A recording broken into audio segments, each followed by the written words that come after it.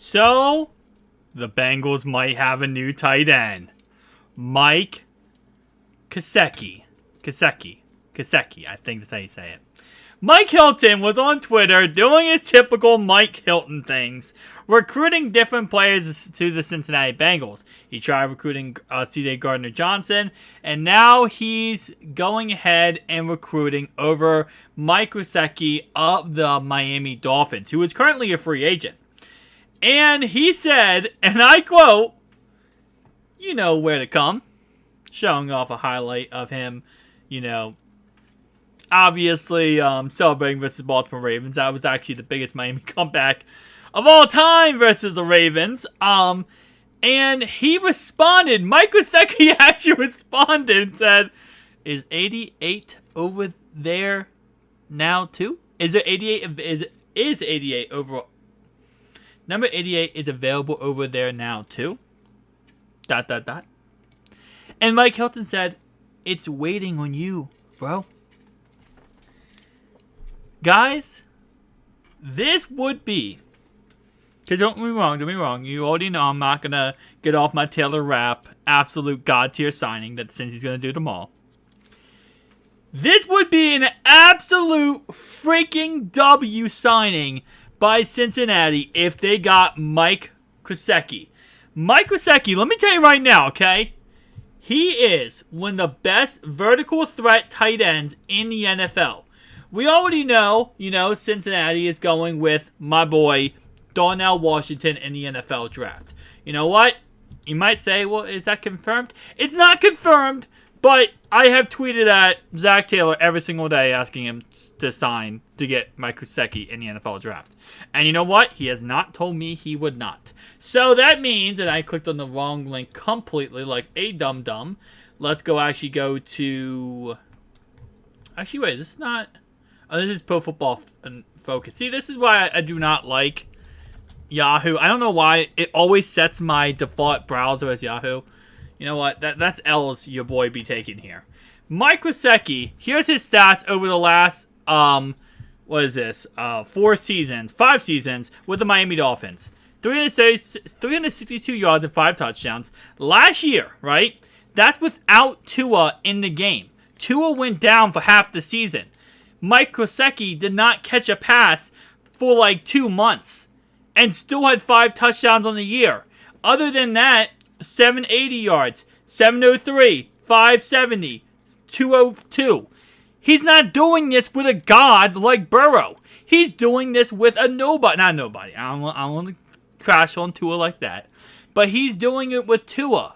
And honestly, I say it really is a nobody because not Tua, but other quarterbacks who have started because Tua has been hurt with injuries. He has been doing all these crazy numbers with players like that. That's why I absolutely loved this guy and talked about how Cincy should sign him in this offseason. And not only him, obviously Dalton Schwartz is another guy I really do like. Pro Football Focus gives him a 59.9 overall grade, 61.7 receiving grade. I personally do not like this grade at all because I don't think this is true. I think this grade is based on the fact that he was, playing with boo-boo quarterbacks and not able to really take full advantage of his skill level because he hasn't had a god-tier quarterback like Joe Burrow. Even when Tua has been playing, Tua is great, but Tua doesn't target the tight end.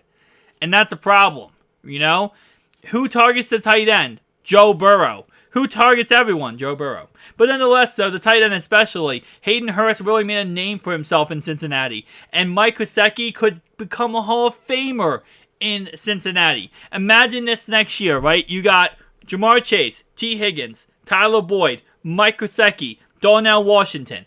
That would be an absolute destruction of a team right there. Then obviously you got Tank in the backfield with Joe Mixon, possibly somebody else. There's so many possibilities. And again, like I said, I really wanted them to go after Dalton Schwartz. I thought he could be a great player. This could be even a better option for them to go after.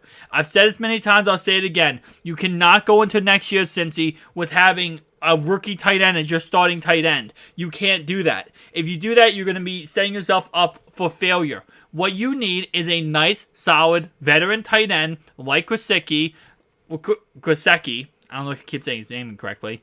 Or you could go into next year's with someone like Dalton Schwartz, and you're able to, really train a rookie tight end to be amazing.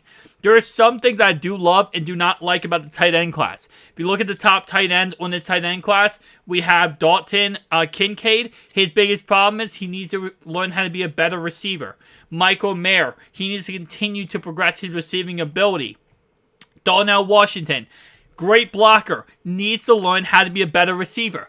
I mean, who is better to teach him than one of the best vertical threat tight ends in the NFL right here? Bam, Mike Gesicki. Now, question is, how much would he cost, right? Because at the end of the day, that's always our question. Our number one question on the board of things to talk about is the price tag, because price tag matters more than anything. After today's signing, or not signing yet, they're about to sign Nick Scott. They're about to sign Taylor Rapp tomorrow. Both those guys tomorrow. The question is, how much money will they have left? Well, most likely, how much do they have left after those two guys? We're probably talking the ballpark range of $20 million, right? And they still got to work on the whole Joe Burrow contract. They still got to work on other things. You might be able to get him on a team-friendly discount. I truly believe that. The reason why is because, today's Thursday, right? Almost Friday. It's been 2 days of free agency. If Gesicki was going to get big boy money, he would have gotten it already, right? If he was going to sign with somebody, he would have signed with somebody already. He didn't. Which means he's probably going to be okay with taking less. And again, I've said this many times, since he is not desperate, since he can always make the argument, listen, we're one of the teams that has the best chance right now to go win a Super Bowl.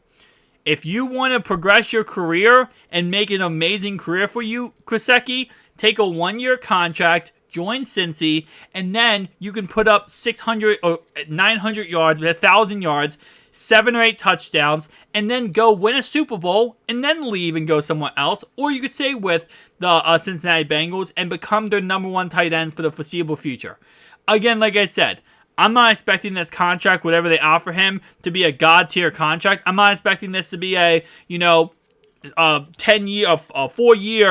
$60 million a year contract, right? No, this is going to be a team-friendly discount. But in all honesty, I do not see that as being a problem by any stretch of the imagination because, again, Gesicki, right now, he's been in the league for 5 seasons, right?